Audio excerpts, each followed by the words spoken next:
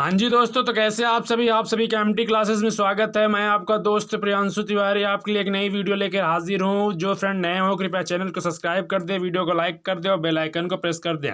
यह इस चैप्टर की लास्ट वीडियो होने वाली है। अगर आपने पुरानी वीडियो नहीं देखी है तो चैनल के प्लेलिस्ट में चले जाइए, वहाँ पर आपको सारी वीडियो मिल जाएंगी और आप देख सकते हो अच्छी तरीके से। चलिए वीडियो स्टार्ट करते हैं। आज की पहली टॉपिक है ऊर्ध्वपातन। ऊर्ध्वपातन किसे कहते हैं तो उसको हम आपको समझाते हैं। ऊर्ध्वपातन किसे कहते हैं?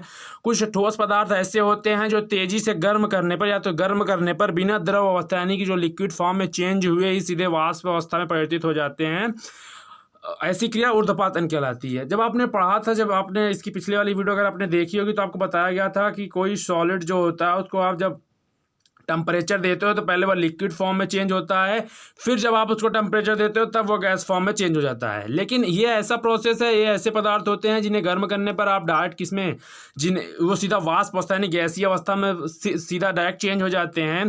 तो ऐसी क्रिया क्या कहलाती है? ऊर्ध्वपातन कहलाती है। एग्जाम्पल ऐसे कौन कौन से पदार्थ हैं जो ऐसे गुण रखते हैं? पहला नौसादर NH4Cl, अगर आपने कभी सुना होगा तो आपने कभी देखा होगा NH4Cl। आयोडीन, कपूर, ये सब आपने कपूर तो जनरली आपने घर में देखा होगा कि तेजी जब आप गर्म करते हो तो वो बिना लिक्विड फॉर्म में चेंज हुए ही उड़ जाता है, यानी कि वाष्प अवस्था में उड़ जाता है, वाष्प अवस्था में चेंज होकर उड़ जाता है।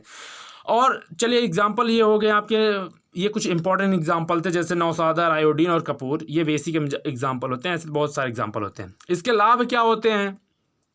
इसका बेसिकली लाभ ये होता है कि यदि दो पदार्थों का ऐसा मिश्रण है जिसमें एक में क्या है, ऊर्ध्वपातन का गुण है, तथा दूसरे में क्या है, ऊर्ध्वपातन का गुण नहीं होता है, तो पदार्थ का ऊर्ध्वपातन विधि से सरलतापूर्वक पृथक किया जा सकता है। मान लो कोई एक टैंक ऐसे कोई इसमें नमक और NH4Cl मिला दिया जाए, तो उन्हें कैसे पृथक करना है? NH4Cl से। जब इस पात्र में रखे, आप इस पात्र में जो रखा गया है मटेरियल, उसका जब आप ऊर्ध्वपातन कर दोगे तो इसमें जो NH4Cl है वो आसानी से बाहर निकल जाएगी, तथा जो इसमें NaCl हमने मिलाया है वो आपका शेष बच जाएगा। तो दो पदार्थों के मिश्रण को जिनमें से एक में क्या हो, ऊर्ध्वपातन का गुण हो, उनको क्या कहता है? पृथक करने के काम आता है ऊर्ध्वपातन। ठीक है ना। अब कंडेंसेशन किसे कहते हैं, संघनन किसे कहते हैं? तो किसी पदार्थ की वाष्प को, यानी कि कोई पदार्थ गर्म हो रहा है, जैसे ये कोई पदार्थ इस बीकर में रखा गया है, यहाँ पे लिक्विड फॉर्म है, इसको जब गर्म करोगे तो इसके वाष्प निकलेंगे बाहर। इसके जो वाष्प निकलेंगे, वाष्पों को ठंडा करके द्रव रूप में परिवर्तित हो जाते हैं। अगर इन वाष्पों को आप ठंडा करोगे तो ये द्रव रूप में क्या हो जाएंगे? परिवर्तित, पुनः इसी रूप में क्या हो जाएंगे? प्राप्त हो जाएंगे। तो इस क्रिया को क्या कहते हैं? कंडेंसेशन, संघनन कहते हैं। इसके एग्जाम्पल क्या होते हैं? आप ये देखो, एग्जाम्पल आपने देखे होंगे। एग्जाम्पल, पहला एग्जाम्पल ये है कि एक बीकर में यानी कि एक पात्र में, ऐसे पात्र है जिसमें थोड़ा सा बर्फ के टुकड़े आप रख लो। बर्फ के टुकड़े भर रखने पर कुछ समय बाद बीकर की बाहरी दीवारों यानी कि इन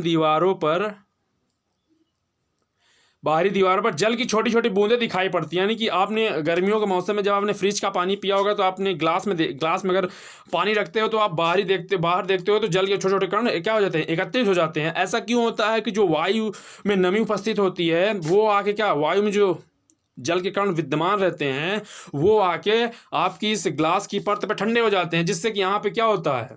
जल की बूंदें दिखाई देने लगती हैं, और इसी क्रिया को कंडेंसेशन कहते हैं। पहला ये था एग्जाम्पल। दूसरा एग्जाम्पल क्या है? दूसरा एग्जाम्पल ये है कि यदि किसी बर्तन में सब्जी, आप सब्जी नेचुरली घर पे बनाते होंगे, सब्जी, उसके ऊपर आप, जैसे कोई कढ़ाई है, अरे कोई आपको दिखाते हैं, ये कोई कढ़ाई है, इसके ऊपर, इसमें आप सब्जी जब पकाते हो तो पर कढ़ाई के ऊपर एक तस्तरी रख देते हो। तो तस्तरी, जब ये कढ़ाई के अंदर रखा मटेरियल गर्म होता है तो उससे क्या होता है? उससे वाष्प निकलती हैं। तो जो वाष्प निकलती हैं वो तस्तरी के नीचे वाले पार्ट पे क्या होती हैं? आके एकत्रित हो जाती हैं, इनके संपर्क में आके ठंडी हो जाती हैं, और जब आप तस्तरी को हटाते हो तो इस पर जल के छोटे छोटे कण आपको दिखाई देते रहते हैं। यह क्रिया कंडेंसेशन में होती है, क्योंकि जो वाष्प निकलता है वो तस्तरी के संपर्क में आकर ठंडा होकर जल की बूंदों के रूप में जमा हो जाता है। ठीक है ना। तो आज आपने इस चैप्टर की लास्ट टॉपिक भी पढ़ ली है। पहली टॉपिक क्या थी? ऊर्ध्वपातन थी। दूसरी थी कंडेंसेशन यानी संघनन। तो आज से ये चैप्टर आपका समाप्त हो गया है। और अगर आपको कुछ इसमें त्रुटियाँ, अगर आपको कुछ इसमें कमी लगती है तो आप कमेंट सेक्शन में मुझे कमेंट कर सकते हैं। जो फ्रेंड नए हैं कृपया चैनल को सब्सक्राइब कर दे, वीडियो को लाइक कर दे, बेल आइकन को प्रेस कर दे, ताकि मेरे द्वारा बनाई यही वीडियो की नोटिफिकेशन आपको मिलती रहे। और नेक्स्ट चैप्टर आपके कल से वीडियो स्टार्ट हो जाएंगे, आप जुड़े रहिए हमारे साथ। धन्यवाद।